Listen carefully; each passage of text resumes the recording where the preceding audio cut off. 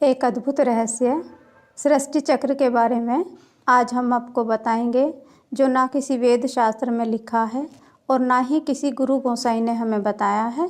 तो उसके बारे में हम जानेंगे।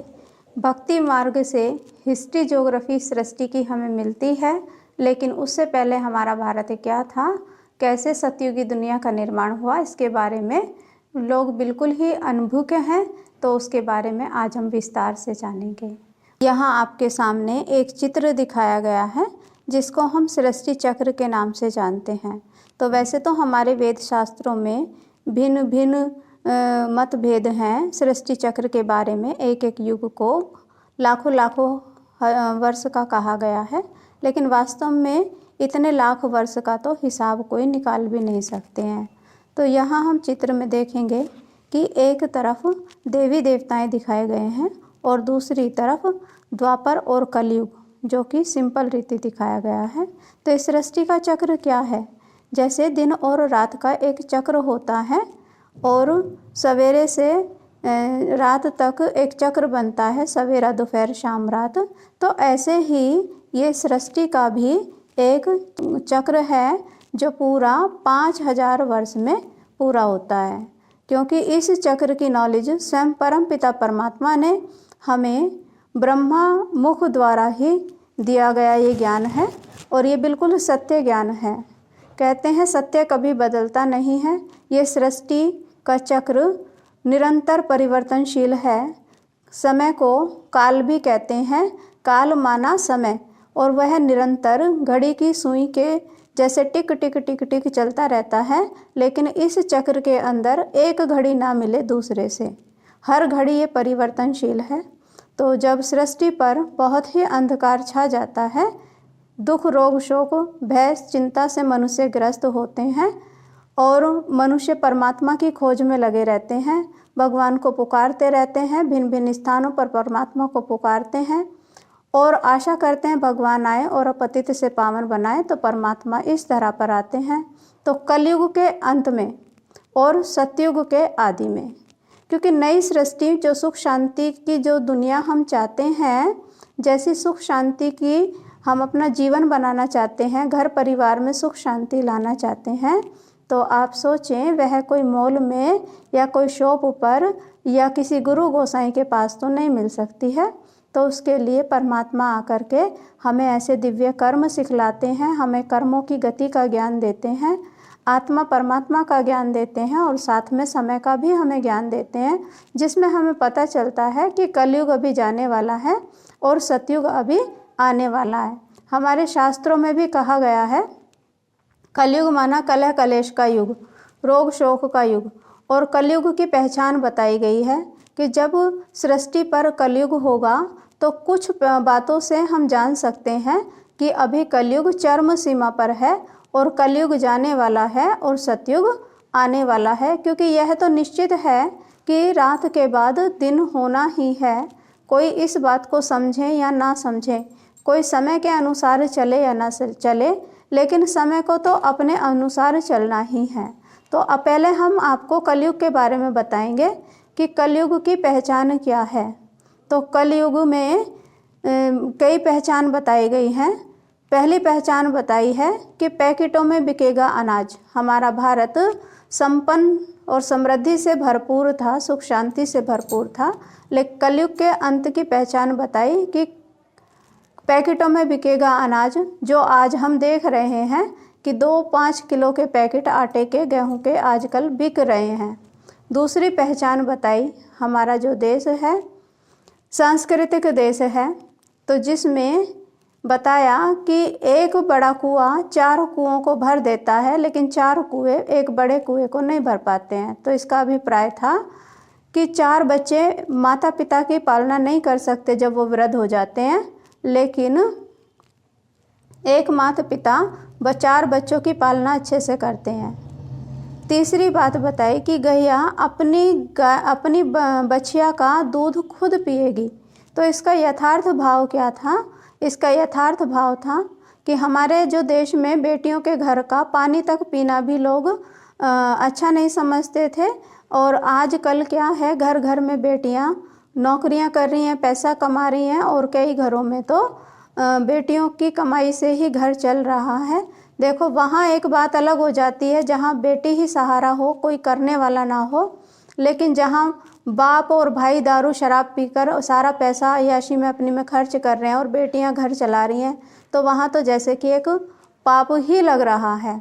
या फिर कई जगह अपने ही फैशन आदि को पूरा करने के लिए भी जॉब आदि करते हैं, तो उस समय पर ये भी एक तरह का अधर्म और कलयुग की ही पहचान है।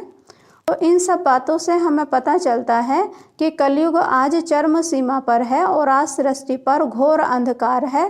कहते हैं जब हाहाकार मचा तो परमात्मा को इस सृष्टि पर आना हुआ, तो आज घर घर में कलह कलेश रोग शोक का तांडव मचा हुआ है। मनों में बहुत ही दरारें आ गई हैं।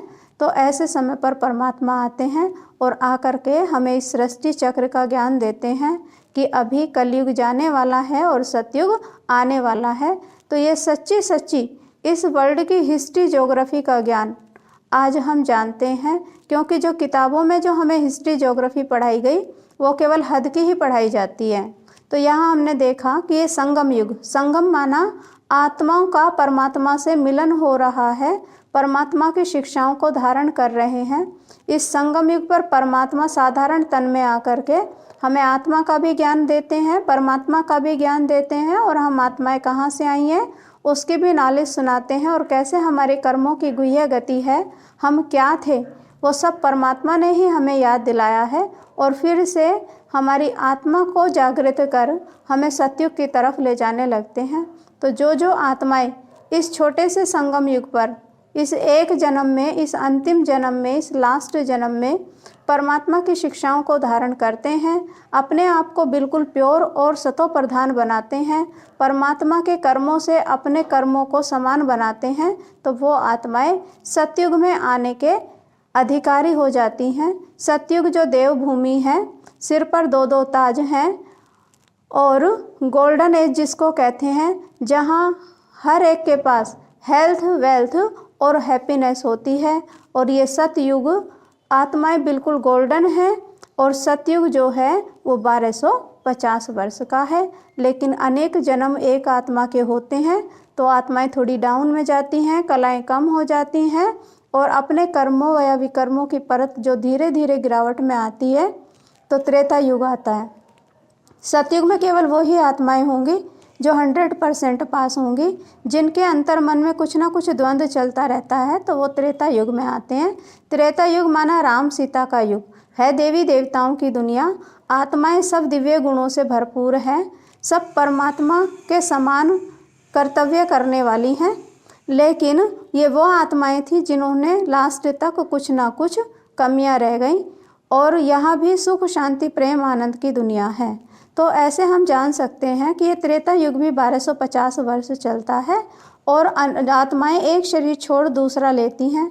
देवताओं को अमर कहते हैं क्योंकि वो अपनी स्वेच्छा से ही चोला चेंज करते थे। तो ऐसे हम देखते हैं कि ये पूरा 2500 वर्ष माना आधा कल्प, सृष्टि के आधे समय पर पूरा ज्ञान ही ज्ञान था, और ज्ञान की प्रारब्ध यहाँ थी, जिसके कारण वहाँ कोई बिना पुरुषार्थ के ही हमें सुख शांति वैभव वस्तु सब कुछ प्राप्त था। लेकिन जब हम, इसको कहते हैं ब्रह्मा का दिन, और जब हम अपनी मन मत पर चलते हैं, माना देह अभिमान में आते हैं, जो देवकुल की आत्माएं थी वो धीरे धीरे पार्ट बजाते बजाते जब डाउन में जाती हैं, और वो अपने आप को देह समझने लगती हैं, और अपना पराया मतभेद आते हैं, तो वो साधारण बन जाते हैं।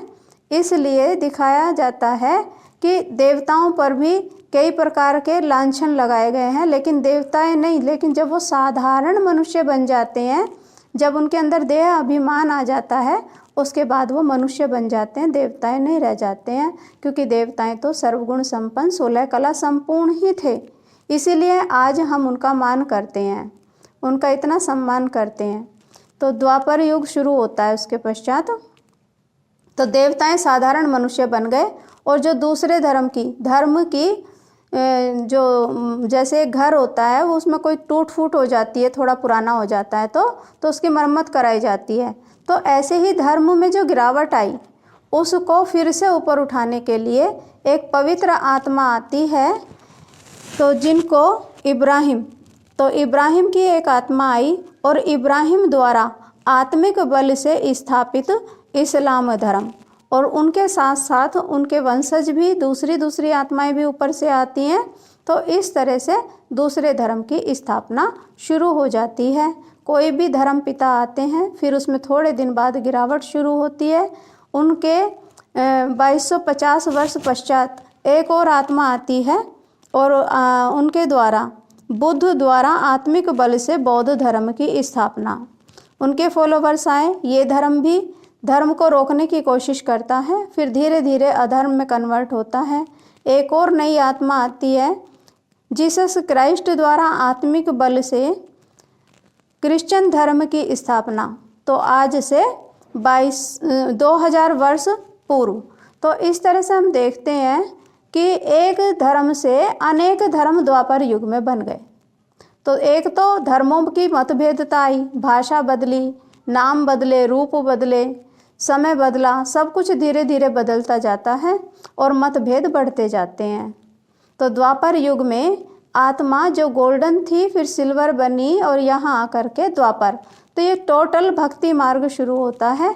तो पहले एक शिव की आराधना शुरू होती है और उसके पश्चात जितने भी देवी देवताएं आए, क्योंकि वो सर्वगुण संपन्न थे, तो मनुष्य आत्माएं या पुण्य आत्माएं या महान आत्माएं सभी देवताओं की पूजा आराधना शुरू करती हैं।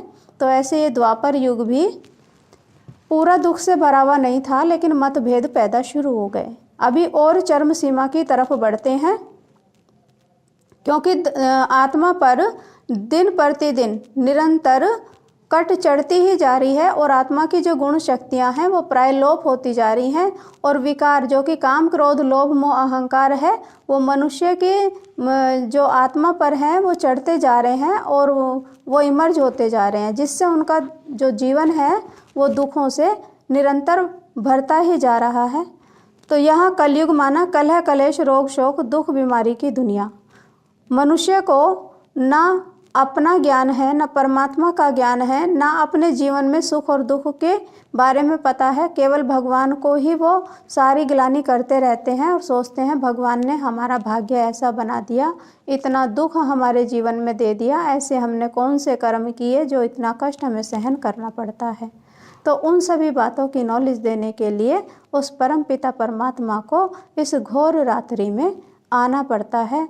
तो ये सारा जो हम एक जन्म ज्ञान सीखते हैं, तो जिससे हमारा जीवन 2500 वर्ष संवर जाता है, जिसको ब्रह्मा का दिन कहते हैं, और द्वापर कलयुग ये ब्रह्मा की रात है, क्योंकि ब्रह्मा ही नंबर 1 आत्मा है।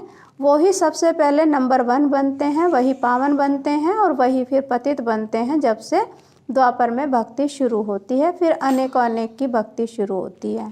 तो ऐसे ये संगम युग छोटा सा समय है, जिस हम सृष्टि की कामना करते हैं, जो सुखद स्वर्णिम भूमि भारत भूमि देव भूमि की हम अपने दिल में चाह रखते हैं, तो वो हमारा भारत फिर से बन सकता है। तो यह कार्य 1936 से माना 86 साल से चल रहा है। तो अभी थोड़ा सा समय हमारे पास है, और अभी नहीं तो कभी नहीं। तो समय बहुत कम है, तो अगर आप चाहें तो अपना खोया हुआ राज्य भाग्य प्राप्त कर सकते हैं। तो इस तरह से ये सृष्टि का अद्भुत रहस्य है, और अभी नहीं तो कभी नहीं।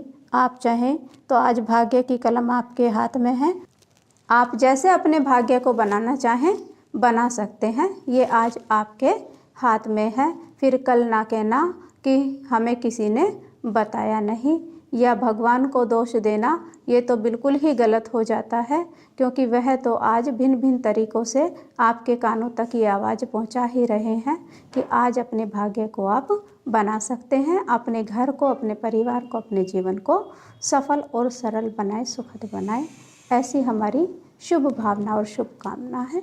ओम शांति।